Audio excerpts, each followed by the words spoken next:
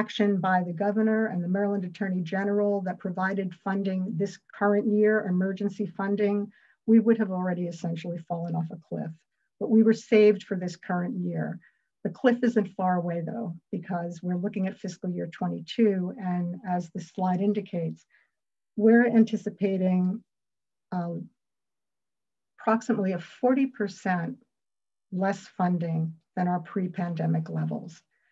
At a time when, as all of you know, and we've heard much about, actually Senate President Ferguson was just talking about it earlier in this program, the cases that I've mentioned earlier, evictions, people needing help with unemployment benefits, with food stamps, facing foreclosures, increases in domestic violence cases, all of these things that are core to what our programs do have been greatly exacerbated by the pandemic.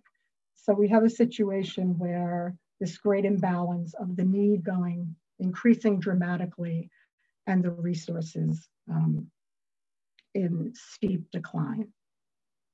So we're asking for your help in our legislative initiatives this current session.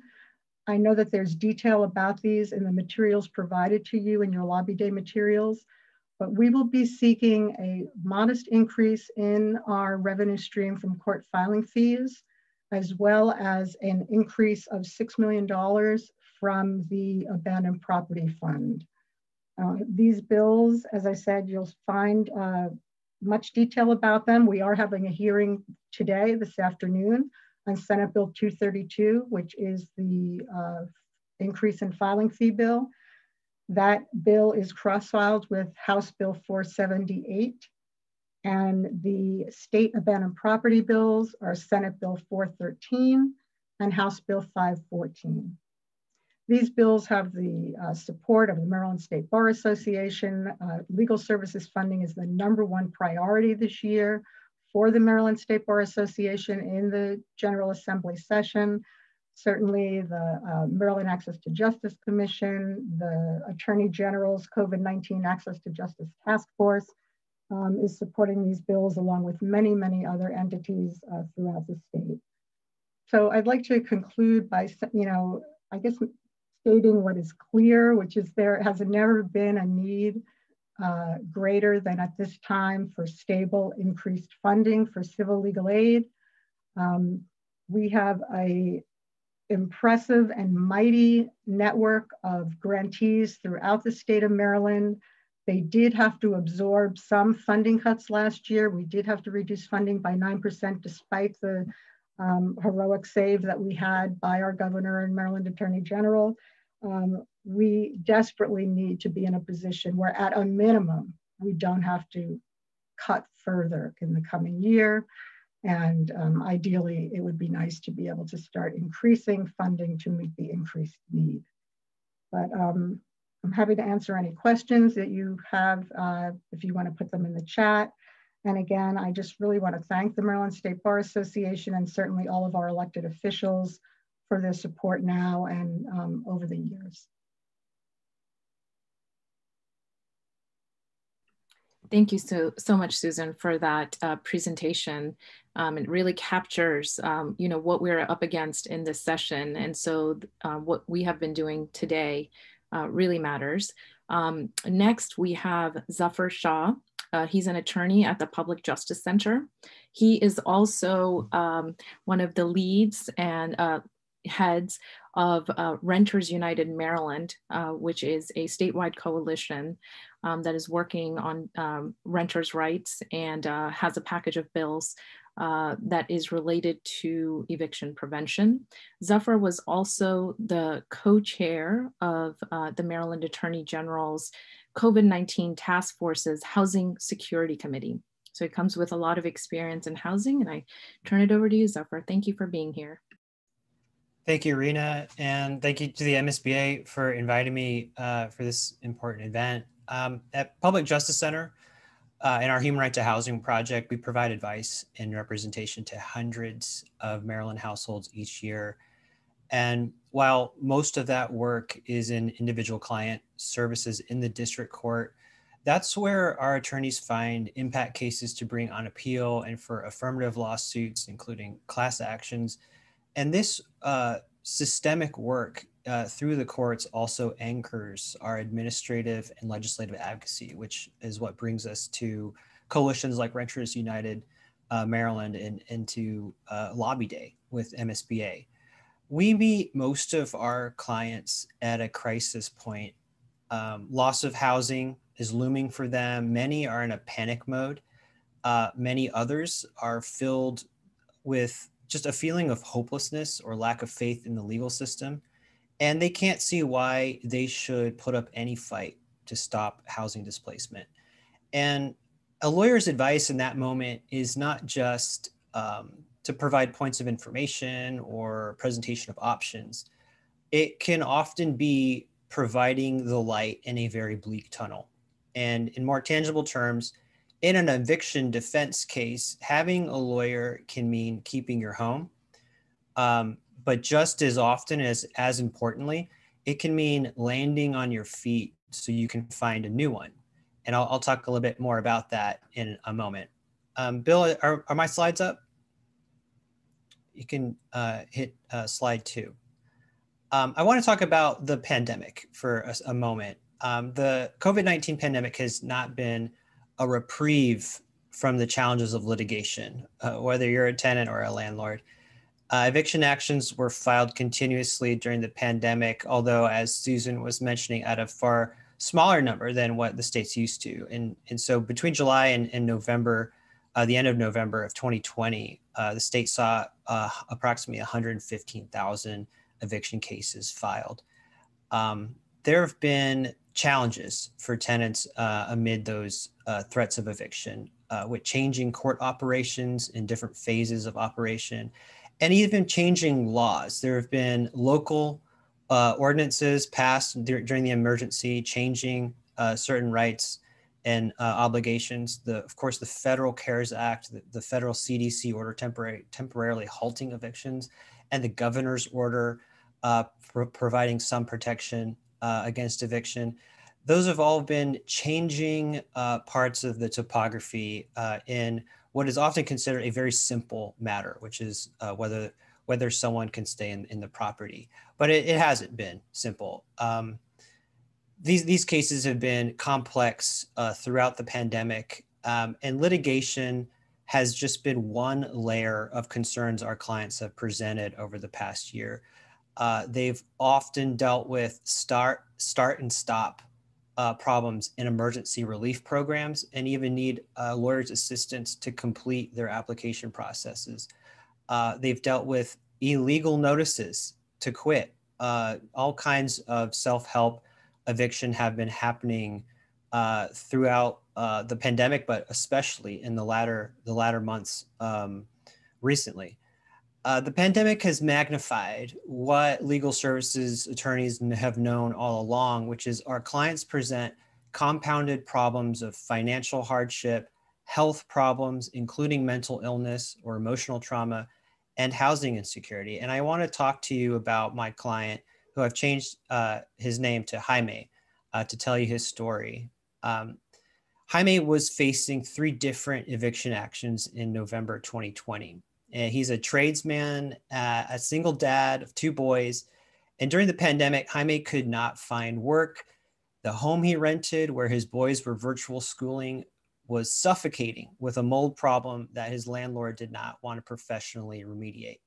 And Jaime and his boys all suffered from worsening asthma in these conditions. They had nowhere else to go because of the pandemic. And the stress for my client was not just physical. Jaime also suffers bipolar disorder. So he stressed to me, he said, I can barely keep things together. And that was as he was arguing with his landlord over the proper methods to deal with mold, including whether the landlord would put the family up in a hotel during remediation work. In October, Jaime refused to let day laborers into the home, and he was alleged later in a court complaint to have yelled at workers and threatened them. And this led directly to the landlord filing a tenant holding over eviction action and 2 different breach of lease eviction actions. And And again, this is right during the surge of the COVID-19 pandemic in the winter. And that's when Jaime sought assistance from Public Justice Center. And as his attorney, as I prepared for trial, gathering evidence and preparing witness testimony, my client was agitated. On the day of trial, I could see it. He was distracted by his boys. He was unable to focus. He pulled me aside and told me, I can't do this. Mentally, he was too upset, and physically, he could actually barely breathe. Opposing counsel and I talked about what we might be able to negotiate. And this goes back to my earlier point about the value of having a lawyer. It's not always in winning a case. And certainly one would want to win all three of these eviction cases and keep this family housed and compel the landlord to make the proper repairs to the property. But in that moment, we negotiated a move out date, giving Jaime ample time to be able to move and secure the landlord's agreement to help Jaime obtain a moving voucher from the housing authority. This is, a good but imperfect ending. And it avoided, most importantly, a disruptive displacement of family during a public health crisis. A study of the effectiveness of counsel in eviction cases by Stout, Rissius, and Ross from 2020 showed that 92% of tenants with a lawyer are projected to avoid disruptive displacement. And that's really the backbone of House Bill 18, Senate Bill 154. And the Public Justice Center urges the General Assembly to pass those bills to create a statewide mandate to provide legal representation to households earning 50% AMI or under when they face the prospect of eviction. And we urge to the passage of a companion bill, which is House Bill 52, Senate Bill 454, which establishes an eviction diversion program in which lawyers, rental assistance programs, mediators, social services, all can interface with parties before the damage of an eviction is done. And both of these bills are eviction reform bills. They're not just emergency responses. They're the centerpieces of what our coalition calls the Housing Justice Package, proposed by over 30 different organizations and the Office of the Attorney General. The package includes a funding mechanism for right to counsel and legal services through a surcharge, a similar bill as to what Susan was talking to us about. And it also provides emergency protections related to the pandemic for both renter households and homeowners. I want to stress that there are no silver bullets to the problems that renter households face right now in this crisis. The package really represents different planks of a solution. And when it comes to eviction, right to counsel is going to be a key reform, but it's not on its own able to implement the way we want it without changing the underlying process. Even tweaking the summary ejectment, or what we call fair to pay rent process, will go a long way to making sure that our court system isn't a race to displace families, but is actually a point of intervention for those families so that they can avoid disruptive displacement. And I'm happy to take any questions. I've got a couple slides about the ins and outs of these bills, but I don't want to take up too much more time. Thank you. Zafur, thank you so much for that presentation. Obviously, there's a lot of information and a lot of activity happening around eviction prevention. So for more information, you can go on Renters United Maryland and Public Justice Center websites. Now I'm going to pass it over to Richard, who's going to introduce our next speaker. Thank you, Rena. Good morning, everyone. I'm Richard Montgomery, MSBA Legislative Director, and it's my pleasure to introduce Lisa Jordan, who is counsel and executive director of the Maryland Coalition Against Sexual Assault, who's going to talk to you a little bit about the impact of COVID on domestic violence in Maryland. And also, Lisa is just an astounding presenter before the General Assembly, and she's going to talk to you a little bit, for those of you who do have to make presentations before the General Assembly in this COVID-affected session, how to go about doing that. Lisa? Thank you so much, Richard. Thank you for having me today, and thank you all for being here. Let me start by saying that legislative hearings and briefings are different, and this year more than ever. Today, we're going to talk a little bit about effective presentations in the legislative arena. So many of you are so talented in other arenas. Let's help you bring those skills into Annapolis or into the Zoom that is Annapolis these days. Talk about some tips for organizing hearings and briefings in 60-second increments, and really using the needs of survivors of domestic violence and sexual assault and the bill that Susan was talking about, the legal services bill. We're going to use that as kind of a model to walk you through some things to do. As Richard said, I'm Lisa Jordan. I'm Executive Director and Counsel at the Maryland Coalition Against Sexual Assault. We are home to the Sexual Assault Legal Institute that provides services, legal services for survivors of sexual violence across the state and across the lifespan, children and adults. I've been a litigator in divorce cases, custody cases, protective orders, college hearings, a class action, couple of Court of Appeals cases, but I've also helped enact over 125 laws as MCASA's lobbyist and a few dozen more for other organizations. And this is why I'm so excited to be here and to see you in the virtual world, because we really need to have lawyers in Annapolis. We certainly have some lawyer legislators, but over the past number of years, we've had fewer and fewer practitioners who are serving as public policy makers. And we really need to have your voices to know how are the laws working on the ground. Thank you to Richard Montgomery, my friend and colleague, and to the MSBA for inviting me. And thank you also to Susan Ehrlichman at the Maryland Legal Services Corporation for describing the legal services funding crisis.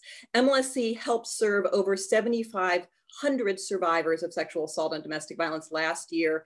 And because of COVID, we really need to increase those funds. COVID is increasing the trauma to survivors, but more than that, it's increasing access that perpetrators have to survivors.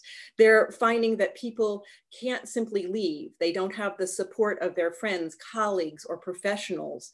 They are facing homelessness, joblessness. It's truly a crisis that is increasing the impact of power-based violence against people. So let's talk about nuts and bolts. We're going to talk about organize, illustrate, and advocate. And you've already seen some great examples of that from Zafur. First, let's talk about how do you organize? The first thing you need to know is if you want to help, what legislation is actually there? This year, almost all of the bills that are going to be introduced have already been introduced. So you need to stay in that world. You need to know when is it being heard, where is it being heard, how much time do you have, and critically, who else is involved? There are a couple ways you can find these things out. You can find the legislation on the General Assembly's website under the tab marked Search and Archive, right? So you can look there and you could look for legal services funding. You can look for sexual offenses. You can look for domestic violence. I will say during COVID and all of the transition as we move to the virtual world, sometimes the bills aren't there. So a more effective way to go is to ask the people who are leading the charge. Ask MLSC, ask the Public Justice Center. If you're looking for sexual assault issues, ask the Maryland Coalition Against Sexual Assault. If you're looking at women's issues, ask the Women's Law Center of Maryland. Find an advocacy organization and ask what bills need help. So let's assume that we found Senate Bill 232, House Bill 438, we're increasing filing fees to support legal services. When and where is it going to be heard? You already heard from Susan that this afternoon at 1 o'clock in the Judicial Proceedings Committee called JPR, you're going to have a hearing. It's too late to sign up, but you can always send in your written testimony, and you can do that a couple of days in advance. Now, if you are having a briefing, you might have a little bit more time. If you're having a hearing, in the Judicial Proceedings Committee, you might have 5 minutes, you probably have 2.5. In the Judiciary Committee, at least you're gonna get to talk, but you're only gonna have either 2 minutes or 60 seconds. That's why it's critical that you know who else is going to be there. Because with 60 to 120 seconds each, you need to divvy up your presentation. And that's the case whether it's a briefing or whether it's a hearing. Have one person talk about the needs of domestic violence survivors and protective order hearings. Someone else talk about evictions. Someone else perhaps could talk about how sole practitioners and people in small firms can't fill the need, and that saying, oh, let's have more pro bono, it's just not going to do it. It's not going to help the tens and thousands of people who need help. So as an aside, once we get on the other side of the pandemic, it's actually not that much different. Maybe you'll have 3 minutes instead of 60 seconds, but it's probably the same thing. In any event, we've organized. What's next? You're going to illustrate. First, you. Who cares what you say? Tell them you're Michelle Smith from the Family and Juvenile Law section, and you represent X number of lawyers who actually use family law, and that's why you want to have help in these family law cases through legal services. Why should the committee listen to you? Next, you're going to talk about a story. I don't have to talk about this because Zafur has already given you a fabulous example of this with his story about Jaime and how he really needed a lawyer to defeat not just 1, but 3 eviction proceedings. Remember that your story has to be on all fours. Don't come to the Maryland General Assembly with a story about Delaware and say, oh, it's the same here. Come to the Maryland General Assembly with a story about Maryland. Talk about how the bill that you are advocating for will help this particular client. Why is it so important? So now we've organized, we've presented an illustration. You're going to advocate. You're going to connect your illustration to the bill. You're going to urge a favorable report on House Bill 478. Or if it's a briefing, you're going to talk about the range of issues and the range of solutions that are in front of the General Assembly. Not what you think should be in front of the General Assembly, but what is actually today in front of the General Assembly. But you're not done. Next, contact the legislators in your district. This should be where you vote, but if you don't vote in Maryland, you can also go for where you practice. So if you practice in Baltimore City, talk to the Baltimore City legislators. Contacting offices, reaching out to your representatives, that's also a way to get additional information to the members, answer questions that have come up.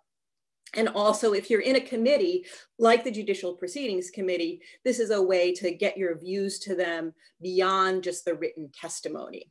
And each committee has their rules up on the website. So this will be up there if you need some additional information. So we've organized, we've illustrated the problem, we've advocated. Let me give you some hot tips because this is a Bar Association presentation. Think about the legislators. They don't have the same experience that you have, with almost no exception, right? So there might be 1 or 2 legislators that have your practice areas, a state and trust lawyer or works for a legal services program, but most of them are smart people who may know just a little bit about the issue. They also may be in and out of attention.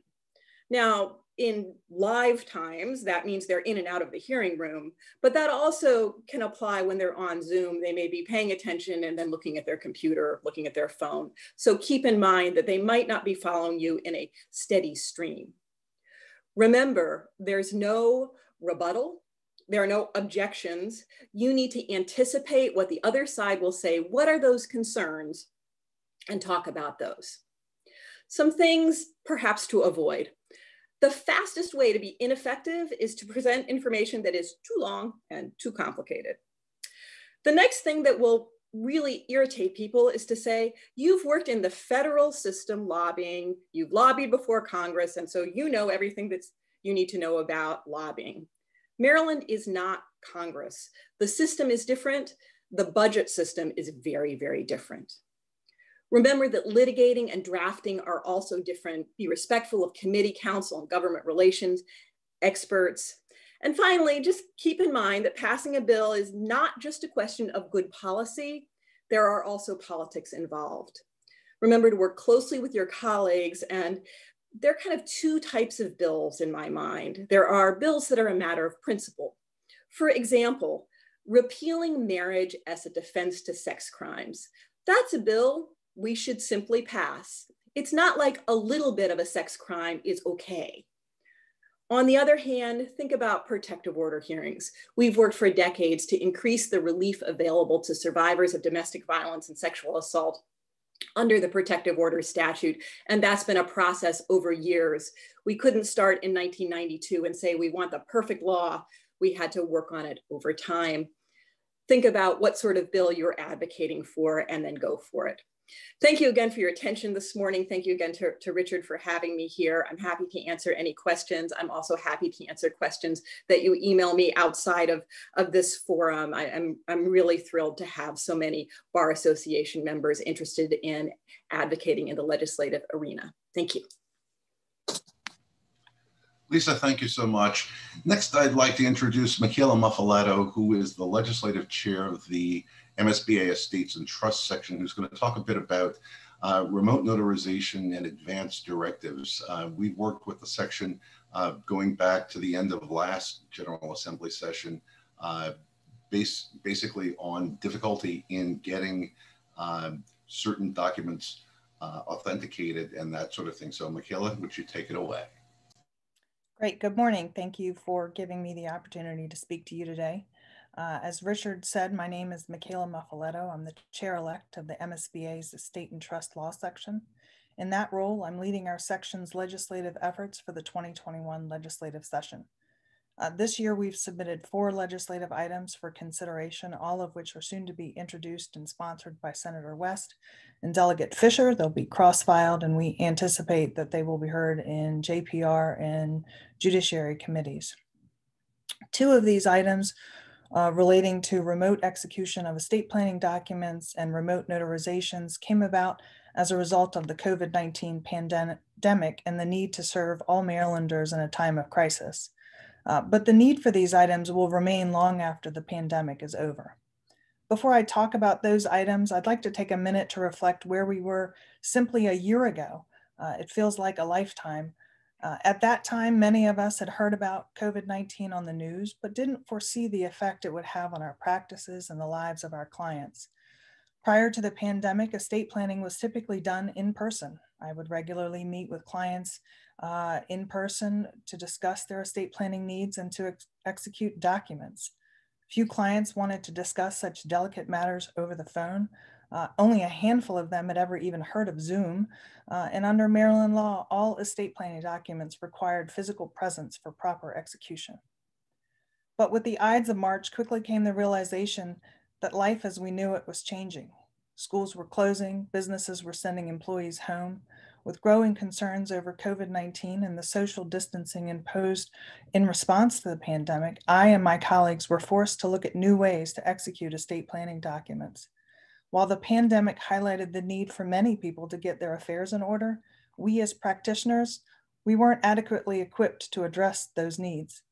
At that time, the Estate and Trust Law section and its leadership worked closely with Governor Hogan's office, resulting in the issuance of 2 orders that authorized the remote witnessing and notarizing and electronic signatures of advanced medical directives, powers of attorney, and wills. Because the current statutory framework doesn't allow for these documents to be witnessed or notarized remotely or signed electronically, these orders were necessary for us to meet the needs of our clients. Those orders changed how we could meet with our clients and sign documents and broaden the people who we could reach. While these orders have helped us in our current crisis, they're not permanent. As practitioners, we've realized that the need for continued remote witnessing and notarizing, as well as electronic signatures, will remain even when this current health crisis abates. As you heard this morning, in June, Maryland's Attorney General Brian Frosch partnered with the Maryland Access to Justice Commission to establish the Attorney General's COVID-19 Access to Justice Task Force.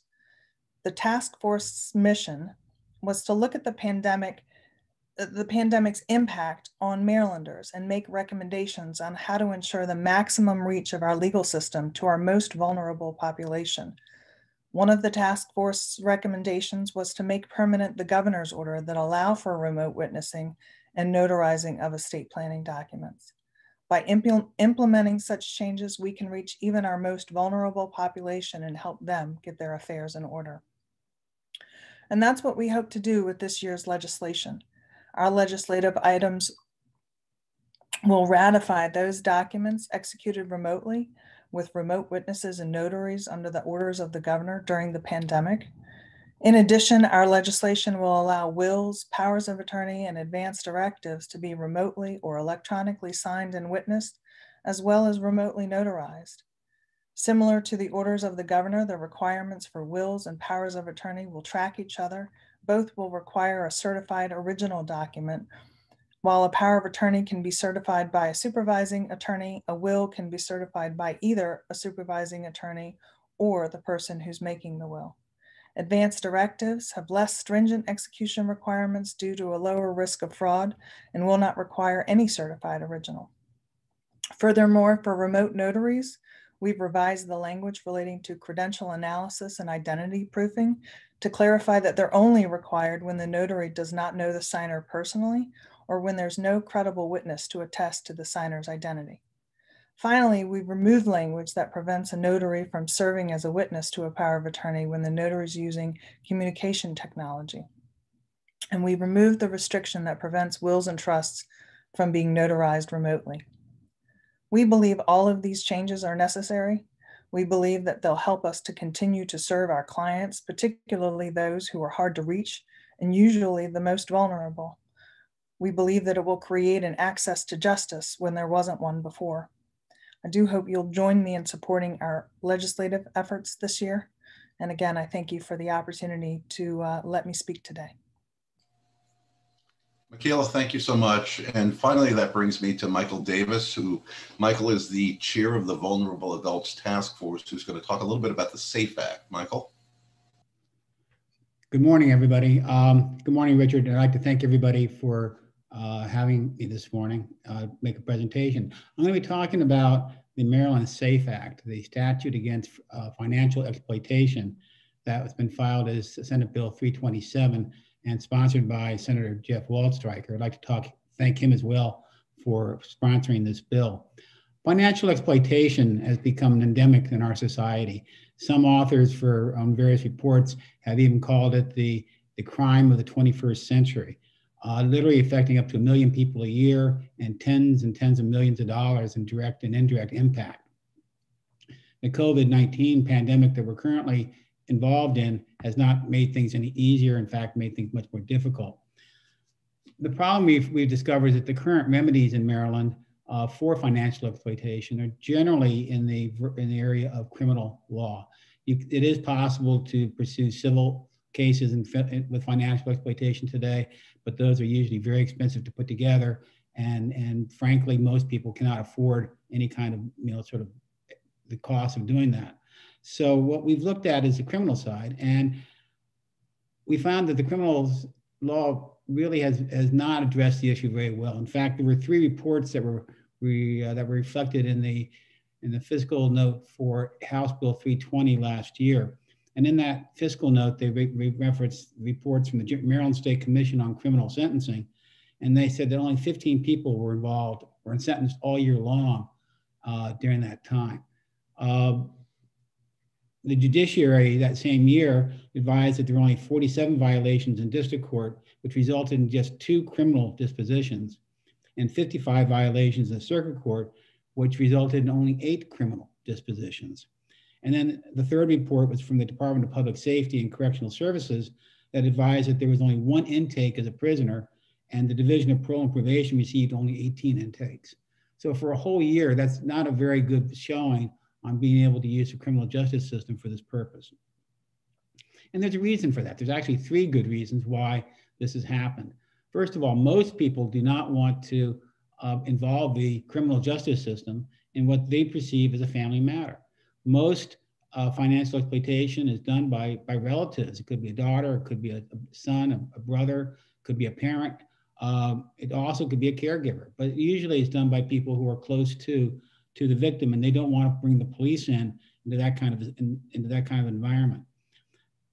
They also, in a criminal justice system, by definition, must be won by getting guilt, by getting high burden of proof of beyond reasonable doubt. That's a very, very high burden of proof that's very difficult to obtain in such a family situation. And finally, there are limited resources available to the various state agencies that we look to for help. whether it's the offices of the Attorney General, the Adult Protective Services, or the Attorney General's office, there just is not sufficient resources available to allow for active criminal prosecutions. So in effect, the victims of financial exploitation have been not denied access to justice in our courts. The MSBA decided to address this based on a report from 2017 by the American Bar Association and the National Conference of Victims of Crime. And basically, there was a recommendation to come up with a civil cause of action to redress financial exploitation. And so to do this properly, we decided to join two sections together. We joined the State and Trust Section Council along with the Elder Law and Disability Rights Section Council. We created this joint task force. And with this task force, we included the ability to reach out to other sections. So we got input from the Litigation Council as well as from the Criminal Law Council. So with this interdisciplinary approach, we spent about 6 months and hundreds of hours reviewing what was done in other states, how they were addressing these issues, and then taking what we learned and trying to apply that to Maryland. And with that background, we came up with the Maryland SAFE Act. And what the SAFE Act does, it does many different things, but primarily what it does, it basically codifies existing law in Maryland when it comes to financial exploitation. Previously, it was basically all common law. That was sometimes difficult to figure out what that was. Definitions varied a bit. We came up with a set of definitions that came up with a cause of action that anybody could follow. And importantly, we added remedies to this. Right now, if you were to file for financial exploitation, yes, you could probably get the value of the money taken, but there'd be no access to attorney's fees necessarily. There'd be no damages above that. So we want to make sure that the victim could be made whole and they would have access to justice by doing that. So we added remedies for not only for compensatory damages, but for attorney's fees, and in certain cases, according with the discretion of the court, for treble damages.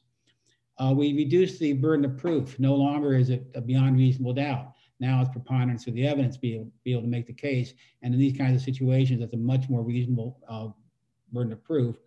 And very, very importantly, particularly for the General Assembly, this will take no state funding to implement. What we're going to do is rely on the state, the private bar to be able to provide the legal help. We will not be needing money funding any state organizations to help us do that. So it's sort of a win-win situation. We can benefit the victims, which is the most important part, obviously, but we can do it without having the state have to pay any money to do so. So with the Maryland SAFE Act broadening the access to justice for vulnerable adults in Maryland to obtain redress for being victimized by others for financial gain, we will be urging JPR to vote support on this bill. We do have a hearing for your information on February 2nd at 1:30 in front of JPR, and we're looking forward to getting a good result from JPR, so we then cross over to the House and get that passed there. So thank you very much again for giving me the time today to speak, and thank you very much, Richard, for inviting me to this discussion. Michael, thank you very much. I think that pretty much brings us to the end of our program. If there are any questions, you could please forward those through me if you like. Before we return you back to the agenda, my email is richard@msba.org, and we thank you for joining us. Thank you, everyone.